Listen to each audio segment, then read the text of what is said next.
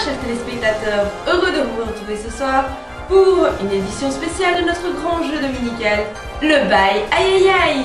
En effet, ce soir j'aimerais remercier notre public. Nous avons atteint les 10 fans sur Facebook, merci à vous. Passons sans plus attendre à la présentation des candidats.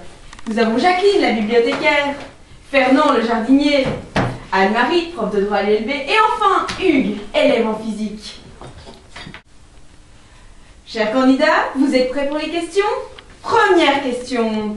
Que prévoit l'article 13 de la loi du 30 avril 1951, reprise au livre 3, titre 8, chapitre 2, section 2 bis du Code civil? Ah, Jacqueline? Il prévoit le droit pour le preneur d'obtenir par préférence à toute autre personne le renouvellement du bail pour la continuation du même commerce. Ce droit est limité à, si je me souviens bien, à 3 fois.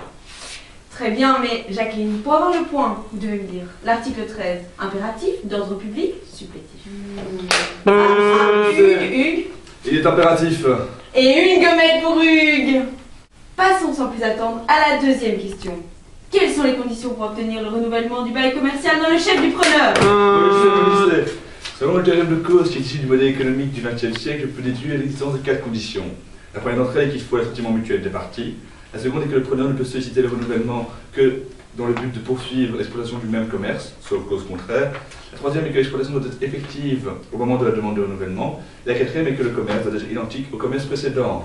Waouh, Hugues, vous êtes impressionnant. Je sais. Troisième question. Quelle est la conséquence si le bailleur s'oppose ou refuse le renouvellement du bail commercial? 4 propositions. A. Lui préparer des cheeseburgers. B. Payer des indemnités. C. Lui offrir une boîte de mouchoirs. D. Intenter une action en justice sur base de l'article 1392 du Code civil. Fernand? Ouais, celui-là, je le connais.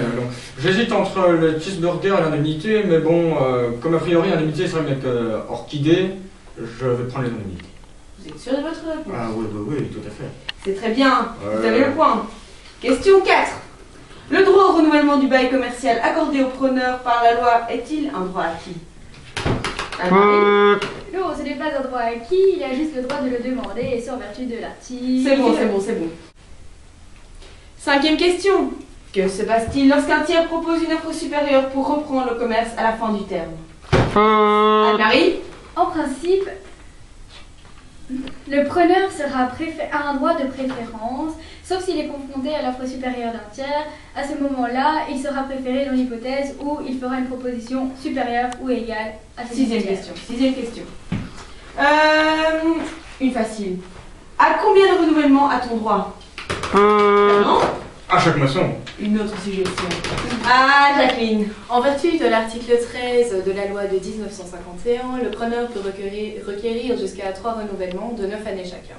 Cependant, les parties peuvent prévoir de renouveler plus de 3 fois si cela est stipulé expressément dans une clause de la convention du bail. Ah, très bien Jacqueline. Mais nous avons un ex-aequo, chers candidats. Hugues, Anne-Marie, une petite question pour départager. Qui doit formuler la demande de renouvellement? Anne-Marie. Le preneur. Ah, félicitations Anne-Marie, vous repartez avec une grosse code civil. Et vous, Hugues, un mini code civil. Merci. Merci de nous être fidèles, chers téléspectateurs, et à la semaine prochaine.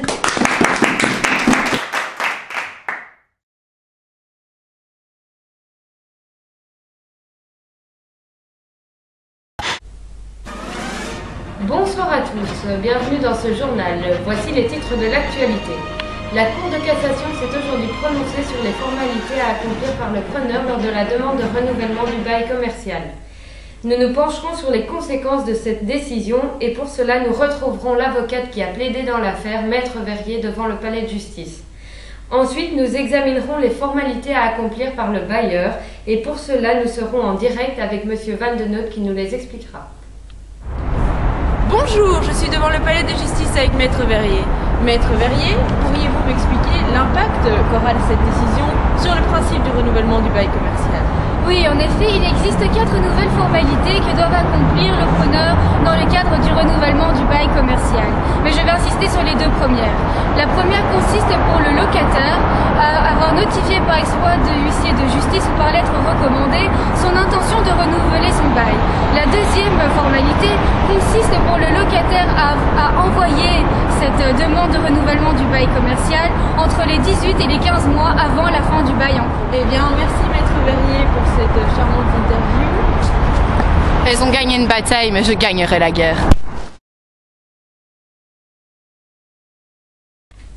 Eh bien, merci Madame Walcott. C'est sur cette déclaration quelque peu revancharde de la partie adverse que nous passons directement à la deuxième partie de notre journal, les formalités à accomplir par le bailleur. Bonjour Monsieur Van de Noot. Pourriez-vous nous expliquer les formalités à accomplir par le bailleur dans le cadre du renouvellement du bail commercial? Oui, bien sûr. Tout d'abord, je tiens à m'excuser car Monsieur Van de Noot ne peut être présent pour des raisons professionnelles. Je suis son associé et je vais donc le remplacer. Les deux premières formalités à accomplir par le bailleur vont apparaître à l'instant à l'écran car je suis là de les énoncer. Et voilà ce qui clôture l'édition de ce soir. Merci à vous et bonne soirée. L'article 16 a apaisé mes douleurs. Cela m'a permis de découvrir les motifs par lesquels le bailleur pouvait refuser le renouvellement du bail commercial. Cela a stoppé les ulcères liés au stress. Depuis, je sais qu'il existe deux catégories de motifs de refus de renouvellement. Ceux qui donnent lieu à une indemnité et les autres. L'article 16, 2,99 € en pharmacie. Attention, les autres motifs non énumérés par la loi ne conviennent pas pour justifier un refus. Gémeaux, si vous êtes bailleur et que vous refusez de renouveler le bail en ayant l'intention d'affecter l'immeuble à une destination autre que commerciale, vous serez tenu à payer une indemnité équivalente à un an de loyer. Scorpion, hélas pour vous, vous ne serez pas éclairé par l'aura de Neptune. En tant que locataire, si vous êtes responsable de manquement grave, vous ne serez pas indemnisé en cas de refus de renouvellement du bail par le bailleur. Mais gardez espoir. Et nous voilà de retour sur le plateau de Justicia Mibus ou même Justice pour tous. Je vous présente les invités pour la deuxième partie de l'émission concernant les motifs de refus du renouvellement du bail commercial. À ma droite, Paul-François de la Feuille de montant partiel, procureur près la Cour de cassation. Avec un petit 2. Et puis nous avons Guy Toucourt, notaire à Namur, et Donatienne de la Vallée, spécialiste en baux commerciaux. Je vais sans plus attendre donner la parole à Monsieur Guy Toucourt. Quels sont selon vous les motifs de refus de renouvellement du bail commercial? Alors tout d'abord, je parlerai d'une coïncidence. Ce matin, justement, dans ma voiture, j'écoutais l'horoscope de Jessica qui nous parlait des deux premiers motifs de refus de renouvellement du bail commercial. Motifs qui apparaissent à l'instant à l'écran.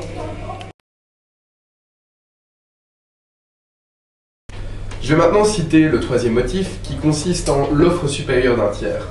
En effet, dans ce cas, le bailleur pourrait refuser au locataire le renouvellement de son bail si celui-ci ne fait pas une offre supérieure ou égale à celle qui a été faite par un tiers.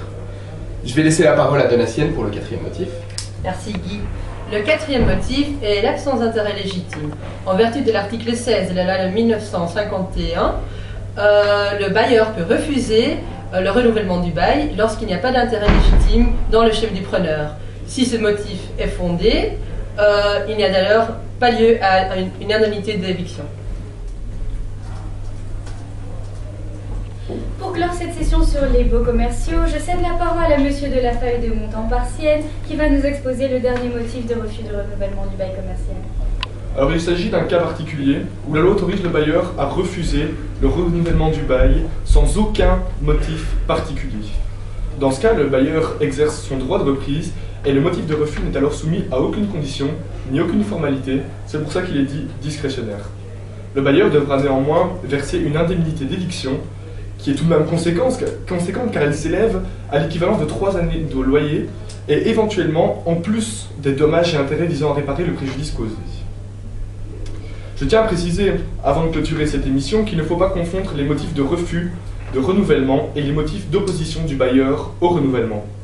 A contrario des motifs de refus, le motif d'opposition ne donne lieu à aucune indemnité d'éviction. Alors comme motif d'opposition, nous pouvons citer par exemple la sous-location non commerciale des lieux loués. Merci de votre attention et à bientôt pour une nouvelle session enrichissante sur Justicia Mibus.